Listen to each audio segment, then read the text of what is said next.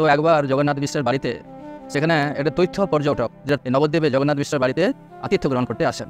তিনি তখন ভোগ লাগাচ্ছেন আর গোপাল কৃষ্ণকে তিনি মন্ত্র বলে তিনি তখন তাকে ডাকছেন।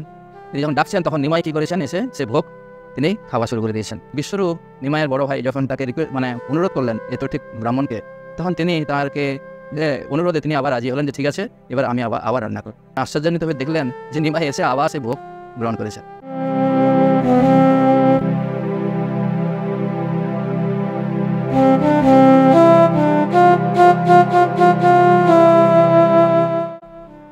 ओम अज्ञानतिमिरान्धस्य ज्ञानाञ्जनशलाकया चक्षुरुन्मीलितं येन तस्मै श्रीगुरवे नमः। अनर्पितचरिं चिरात् करुणाय अवतीर्णः खलु समर्पयितुन्नतोज्ज्वलरसां सभक्तिश्रियं हरिपुरटसुन्दरदुती कदम्बसन्दीपित सदा हृदये कन्दरे स्फुरतु वा सचिनन्दना। মহাপ্রভুর সমস্ত লীলা অমৃতময় লীলা। চৈত্র চন্দ্রের দয়া করহ বিচার, বিচার করিলে চিত্তে পাবে চমৎকার। শ্রীমন মহাপ্রভুর সমস্ত লীলা বালসুলভ চপল লীলা, এটা আমরা যদি চিন্তা করি এবং আমরা সেইটা স্মরণ করি, তখন আমরা আমাদের চিত্তে সমস্ত চমৎকারিত হব। তো মহাপ্রভু যখন নবদ্বীপে, এই নবদ্বীপ শ্রীমতী রাধারানী কৃপাতে মহাপ্রভু আসবেন, কেননা মহাপ্রভু হচ্ছেন রাধারানীর ভাবে আসছেন কৃষ্ণ। তো মহাপ্রভু এই মায়াপুর যে নবদ্বীপ ধাম রাধারানী তৈরি করেছেন, রাধারানী কৃপায় এই মায়াপুর ধাম নির্মিত হয়েছে। তো মহাপ্রভু সেখানে অনেক বালসুলভ চপল লীলা করছিলেন। তো একবার জগন্নাথ মিশ্রের বাড়িতে সেখানে একটা তথ্য পর্যটক যেটা তীর্থযাত্রা করেন, পর্যটক ব্রাহ্মণ, তিনি তার গোপাল এবং কৃষ্ণকে তার এই বক্ষের মধ্যে ঝুলিয়ে তিনি সব জায়গায় ভ্রমণ করেন। তো ভ্রমণ করতে করতে ঘটনাচক্রে কালক্রমে তিনি এই নবদ্বীপে জগন্নাথ মিশ্রের বাড়িতে আতিথ্য গ্রহণ করতে আসেন।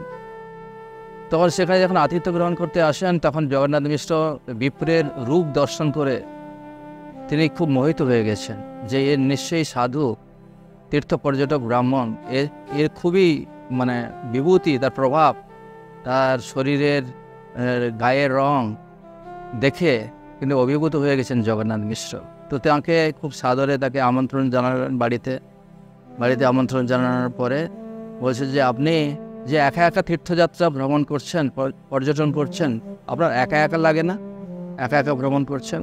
তখন বলছে একা কেন, আমার তো ভগবান আমার সঙ্গে রয়েছেন।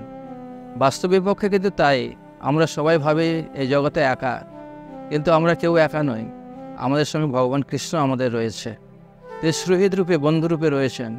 তো সে তীর্থ পর্যটক ব্রাহ্মণ বলছেন আমার সঙ্গে তো ভগবান আছেন, তো আমি তো কোনোদিনই একা নই, আমরা কেউই একা নই অ্যাকচুয়ালি।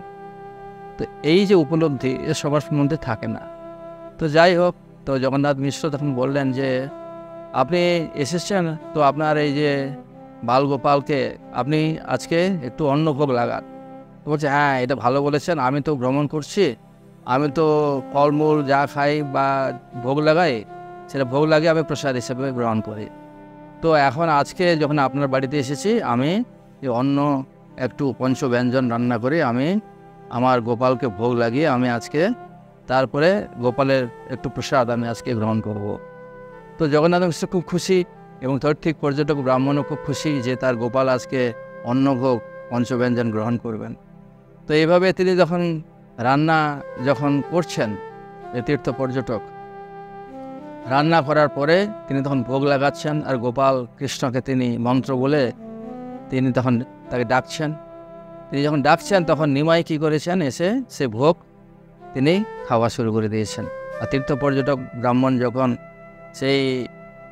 যখন দর্শন করেন, তিনি তো আমন্ত্রণ করছিলেন, মন্ত্র পড়ছিলেন চোখ মুদ্রিত করে, তো তখন তিনি দেখেননি যে নিমাই কখন প্রবেশ করে সেখানে সেই গোপালের ভোগ সমস্ত খাওয়া শুরু করে দিয়েছে। তখন তিনি হায় হায় করে কপাল চাপড়াতে লাগছেন যে কী হলো, আমি গোপালকে ডাকলাম, আরে ছোট্ট বালক, দুষ্টু বালক, চঞ্চল নিমাই সে তার গোপালের ভোগ সব খেয়ে নিল। তখন তিনি হাই হাই করে তিনি যখন ক্রন্দন করছেন, তখন তিনি আবার ভাবছেন যে বাচ্চা ছেলে জানে না হয়তো, কিন্তু তবুও তিনি গোপাল ভোগটা পেল না, নিমাই খেয়ে নিল, ক্রন্দন করছেন। তখন জগন্নাথ মিশ্র দৌড়ে এসেছেন, কী ব্যাপার, আপনি এরকম ক্রন্দন করছেন কেন? না না, আমি তো গোপালকে ভোগ লাগিয়েছিলাম রান্না করে, কিন্তু আপনাদের যে ছোট্ট বাচ্চা আছে, ও বাচ্চা ও তো জানে না, চপল আছে, দুষ্টু নিমাই, ও কি সব ভোগ খেয়ে নিয়েছে।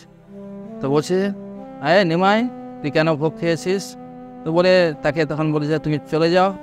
তখন তাকে রিকোয়েস্ট করলেন যে আপনি আবার গোপালের জন্য রান্না করুন, আমাদের বাড়িতে সব কিছু আছে, আমরা আবার আপনাকে সব কিছু দিচ্ছি। কেননা তৈত্তিক পর্যটক ব্রাহ্মণ গোপালের জন্য নিজেই রান্না করছেন, নিজে রান্না করে গোপালের ভোগ লাগাবেন। তো তারপরে তখন আবার আয়োজন করা হলো, আবার তিনি ভোগ লাগালেন। আবার যখন তিনি রান্নাবান্না করে সুন্দর করে তুলসী পাতা দিয়ে, আর এই যে তার শালগ্রামও আছে সেই তীর্থ পর্যটকের, এই শালগ্রামে যখন তিনি ভোগ লাগালেন কৃষ্ণ শালগ্রামের, তখন আবার নিমাই কোথা থেকে এসে তখন তিনি আবার ভোগ খাওয়া শুরু করে দিয়েছেন। যখন কৃষ্ণকে স্মরণ করছেন, আমন্ত্রণ করছেন, ভোগ নিবেদন করেছেন, তাকে আহ্বান করছেন, তখন নিমাই সেখানে এসে সমস্ত ভোগ খাওয়া শুরু করে দিয়েছেন। তখন তিনি আবার হাই হাই করছে যে কী হলো, আবার তো নিমাই এসে আবার সব আমার যে গোপালের ভোগ নষ্ট করে দিল, তিনি খেয়ে ফেলল। তো তখন আবার জগন্নাথ মিশ্র যখন আবার দেখেছেন যে নিমাই আবার চলে এসেছে, তাকে কিন্তু জগন্নাথ মিশ্র যাতে আর না আসতে পারে, তাকে আর একটা আলাদা দরজাতে বন্ধ করে রেখেছিলেন নিমাইকে। কিন্তু তা সত্ত্বেও কী করে জগন্নাথ মিশ্র বিস্মিত হয়ে গেছেন যে কি করে সম্ভব হলো, ওকে তো আমি আলাদা দরজাতে বন্ধ করে রেখে দিয়েছিলাম, কী করে নিমাই এসে এখানে ভোগ খেয়ে নিল। তখন তিনি বলছেন, তখন বিশ্বরূপ এসছেন, তার বড় ভাই বিশ্বরূপ এসে বলছে, কি হয়েছে, যে এরকম ঘটনা, তোর ভাই নিমাই এত দুষ্টু হয়েছে, এত চপল এবং চঞ্চল স্বভাবের হয়েছে, এই তৈত্তিক ব্রাহ্মণের যে গোপাল শালগ্রামকে ভোগ লাগিয়েছেন, সেটা নিমাই পরপর দুবার এসে সে ভোগ খেয়ে নিয়েছে। তখন বলছে ঠিক আছে, ওকে আমরা দূরে নিয়ে যাও, কোথাও দূরে নিয়ে গিয়ে যাতে এখানে কাছাকাছি না থাকতে পারে, তাহলে কি হবে। আবার রিকোয়েস্ট করলেন, তখন বলছে না না, মনে হয় ভগবান শালগ্রামের আজকে কৃষ্ণের আর আমার ভোগ গ্রহণ করার ইচ্ছা নেই, অন্য ভোগ গ্রহণ করার ইচ্ছা নেই, কৃষ্ণের যা ইচ্ছা তাই হবে, আমি আর ভোগটুক রান্না করবো না, একটু ফল টল খেয়ে ভোগ লাগিয়ে আমি একটু নিয়ে আমি আজকে রাত্রি যাপন করব। তখন বিশ্বরূপকে দেখে এই তীর্থিক পর্যটক ব্রাহ্মণ অবাক হয়ে গেছে। বিশ্বরূপের অনুপম সৌন্দর্য, বিশ্বরূপ খুব সুন্দর ছিলেন দেখতে এবং খুব শান্ত স্বভাবের, নিমাইয়ের মতো নয়, এত শান্ত স্বভাবের অপরূপ অনুপম সৌন্দর্য দর্শন করে তিনি অভিভূত হয়ে গেছেন।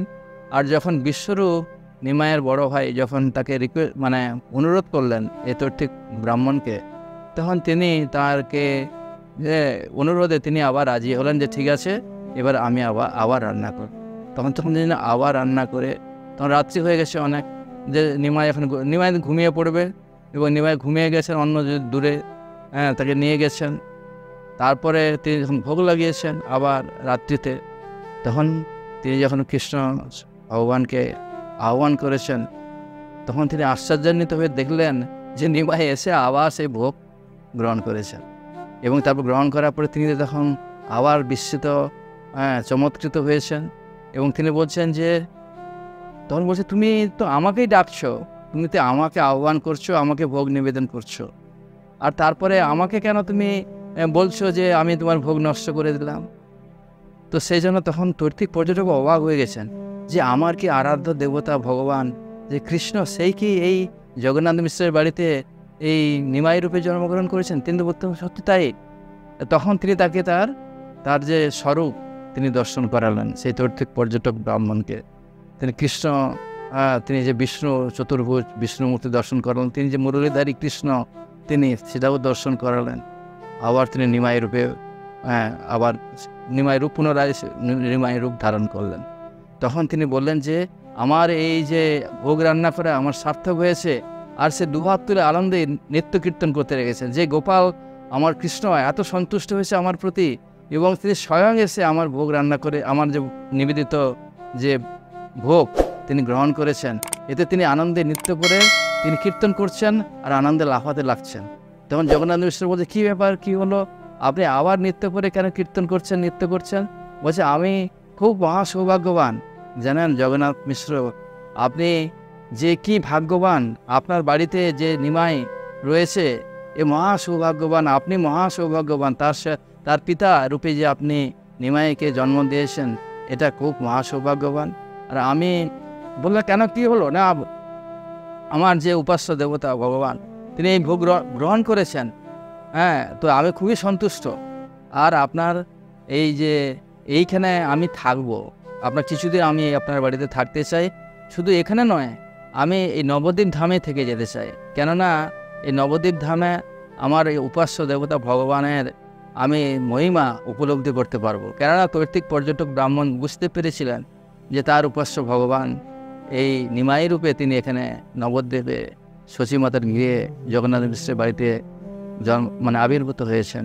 তখন সেই কর্তৃক পর্যটক ব্রাহ্মণ বলছে, আমার জীবন ধন্য, আমার যে এতদিন আমি এই পর্যটন করছি ভগবানের জন্য, এবং আমি যে ভোগ লাগাচ্ছি, আজকে সেই ভোগ ভগবান স্বয়ং গ্রহণ করেছেন, আর তাতে আমি ধন্য। এবং আমি এখানে নবদ্বীপ ধামে আমি এখানে কিছুদিন আমি থাকতে চাই, এবং প্রয়োজন হলে আমি এখানে আমার জীবনটাকে অতিবাহিত করতে চাই, এবং আমার উপাস্য দেবতার অনেক লীলা আমি এখানে দর্শন করতে চাই। তো এই হচ্ছে ভগবান নিমাই। তিনি হচ্ছেন স্বয়ং কৃষ্ণ। তিনি নিমাই রূপে, ভক্ত রূপে জগন্নাথ মিশ্রের বাড়িতে এসে তিনি তার লীলা বিলাস করছেন।